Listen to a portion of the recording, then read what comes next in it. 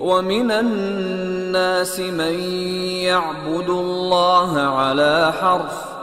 فإن أصابه خير اطمأن به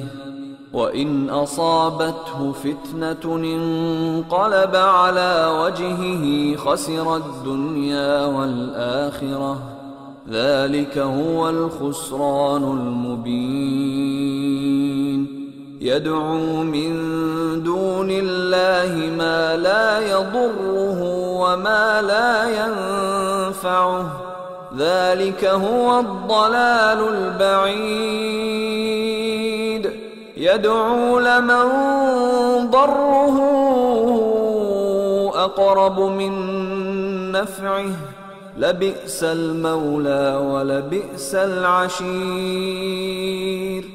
إن الله يدخل الذين آمنوا وعملوا الصالحات جنات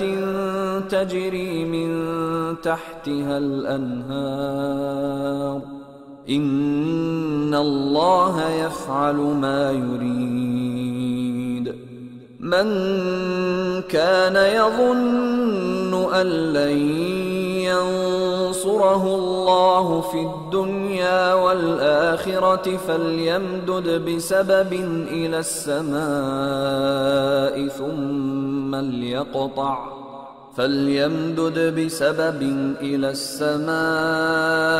ثم ليقطع فلينظر هل يذهبن كيده ما يغيظ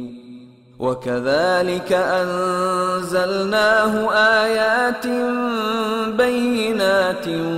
وأن الله يهدي من يريد إن الذين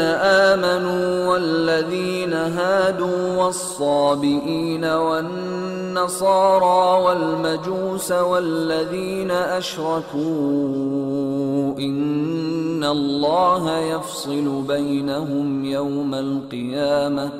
إن الله على كل شيء شهيد ألم تر أن الله يسجد له من في السماوات ومن في الأرض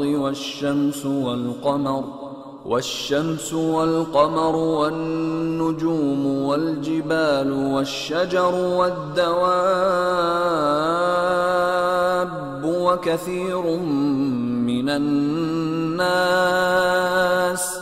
وكثير حق عليه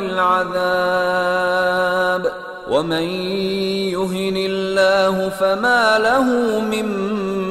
مكرم إن الله يفعل ما يشاء هذان خصمان اختصموا في ربهم فالذين كفروا قطعت لهم ثياب من نار يصب من فوق رؤوسهم الحميم يصهر به ما في بطونهم والجلود ولهم مقامع من حديد كلما أرادوا أن يخرجوا منها من غم أعيدوا فيها وذوقوا عذاب الحريق। और लोगों में बाज ऐसा भी है जो किनारे पर खड़ा होकर अल्लाह की इबादत करता है, अगर उसको कोई दुनियावी फायदा पहुंचे तो उसके सबब मुतमईन हो जाए, और अगर कोई आफत पड़े तो मुंह के बल लौट जाए, यानी फिर काफिर हो जाए। उसने दुनिया में भी नुकसान उठाया और आखिरत में भी। यही तो साफ नुकसान है। ये अल्लाह के सिवा ऐसी चीज को पुकारता है जो न उसे नुकसान पहुंचाए और न फायदा दे सके। यही तो परले दर्जे की गुमराही है। बल्कि ऐसे शख्स को पुकारता है जिसका नुकसान फायदे से ज्यादा करीब है। ऐसा दोस्त भी बुरा और ऐसा साथी भी बुरा। जो लोग ईमान लाए और अमल नेक करते रहे, अल्लाह उनको बहिश्तों में दाखिल करेगा جن کے نیچے نہریں بہ رہی ہیں۔ کچھ شک نہیں کہ اللہ جو چاہتا ہے کرتا ہے۔ جو شخص یہ گمان کرتا ہو کہ اللہ اس کو دنیا اور آخرت میں مدد نہیں دے گا تو اس کو چاہیے کہ اوپر کی طرف یعنی اپنے گھر کی چھت میں ایک رسی باندھے، پھر اس سے اپنا گلا گھونٹ لے، پھر دیکھے کہ آیا یہ تدبیر اس کے غصے کو دور کر دیتی ہے۔ اور اسی طرح ہم نے اس قرآن کو اتارا جس کی تمام باتیں کھلی ہوئی ہیں، اور یہ یاد رکھو کہ اللہ جس کو چاہتا ہے ہدایت دیتا ہے۔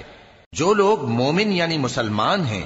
اور جو یہودی ہیں اور ستارہ پرست اور عیسائی اور مجوسی اور مشرک، اللہ ان سب میں قیامت کے دن فیصلہ کر دے گا۔ بے شک اللہ ہر چیز سے باخبر ہے۔ کیا تم نے نہیں دیکھا کہ جو مخلوق آسمانوں میں ہے اور جو زمین میں ہے، اور سورج اور چاند اور ستارے اور پہاڑ اور درخت